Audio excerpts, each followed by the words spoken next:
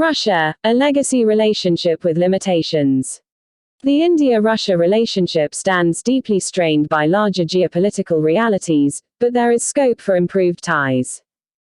The Russian President Vladimir Putin's short visit to New Delhi and the inaugural 2+2 meeting between India and Russia, which is India's fourth such engagement with another country, will help improve Moscow-New Delhi ties, currently fraying under the pressure of larger global power shifts. Of all the diplomatic balancing acts India has to play in this milieu of geopolitical uncertainty, the one with Russia is the most significant. And yet, let the ongoing flurry of activity between Moscow and New Delhi not blind us to the global forces that will pose formidable challenges for the partnership. There are constraints. Russia, no doubt, is a friend in need to India, but Moscow's friendship comes with limitations. Not only would the realities of the global balance of power shrink the robustness of the relationship over time, but, more crucially perhaps, a legacy relationship based on limited interaction might eventually lose the warmth given that there is little organic, people-to-people content to the relationship. To put it bluntly, unless the bilateral ties can move beyond arms sale purchase, the phase of stasis will kick in sooner rather than later in India-Russia relations. Consider for instance, the India-Russia bilateral trade is around $10 billion, far lower than India's trade with China and the United States, China's trade with the US and Russia, and even the US's trade with Russia. The Soviet-era cultural and people-to-people contacts have almost entirely evaporated. Arms sales alone won't a relationship make. Today, the India-Russia relationship stands deeply strained by the larger geopolitical realities which neither of them is completely in control of. The quadrilateral dynamics among India, China, the US and Russia have different implications of varying degrees for all four states in this relationship, in particular for India. The dynamics. Let us use the concept of primary and secondary antagonisms to understand the dynamics of this quad better. To a great extent, if not entirely, the dynamics of this six-way relationship, at the apex, is a function of the US-China rivalry.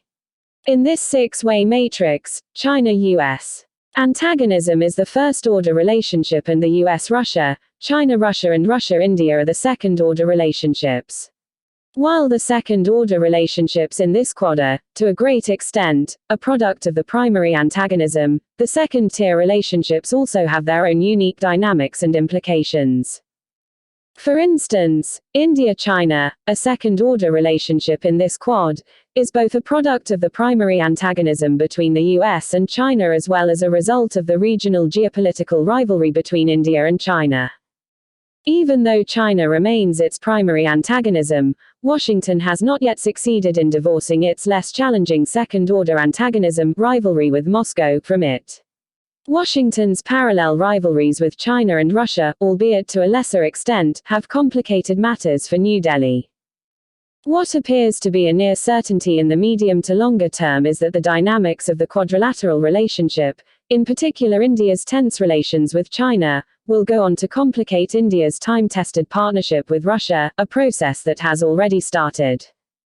Even though Beijing has not aggressively attempted to damage India-Russia relations, there is little doubt that China will attempt to drive a wedge between New Delhi and Moscow since isolating India in the larger Asian region suits Beijing's larger game plan. A few scenarios. It gets more complicated if we were to examine the various potential scenarios in this quadrilateral relationship. For instance, the extent of Chinese aggression towards India will play a role in determining India's relationship with Russia. Consider this. An aggressive China will push India towards the US, and even though Russia would be understanding towards India's rationale behind such a pro-US tilt in the medium term, India's relationship with the US will invariably create hurdles in India-Russia relations in the longer term.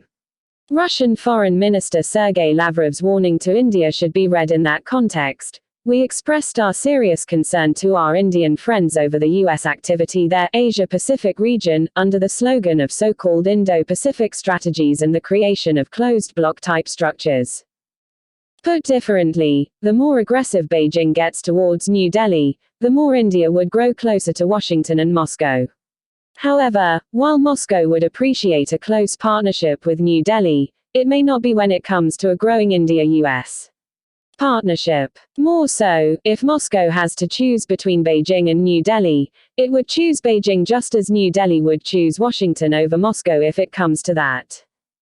This also implies that an aggressive China may also help increase India-Russia relations in the short to medium term, something we may already be witnessing. Recall Defense Minister Rajnath Singh's visit to Moscow in June 2020 soon after the standoff between Indian and Chinese troops on the line of actual control to procure more weapons systems, among other things. In the meantime, the seemingly unresolvable first-order antagonism, the US versus China, also provides space for geopolitical hedges in the second-order partnerships, antagonisms, i.e., India-Russia and even Russia-US.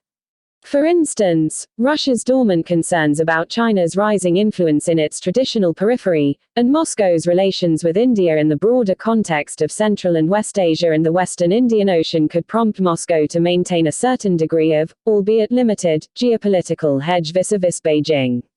India's desire for a robust relationship with Russia will be more appreciated by the US due to the Chinese aggression against India and the US's systemic and first-order rivalry with Beijing.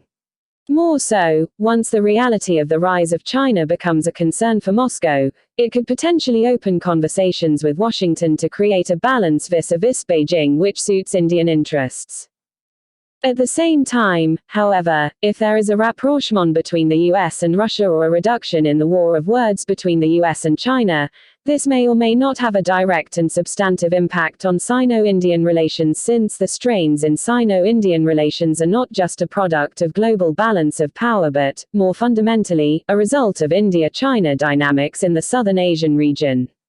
Put differently, no matter what the state of global geopolitics is, the essential, adversarial, nature of India-China relations is unlikely to undergo a fundamental transformation. For New Delhi, the principal antagonism is China. Therefore, New Delhi must exploit strategies and partnerships that can help address the China challenge more effectively.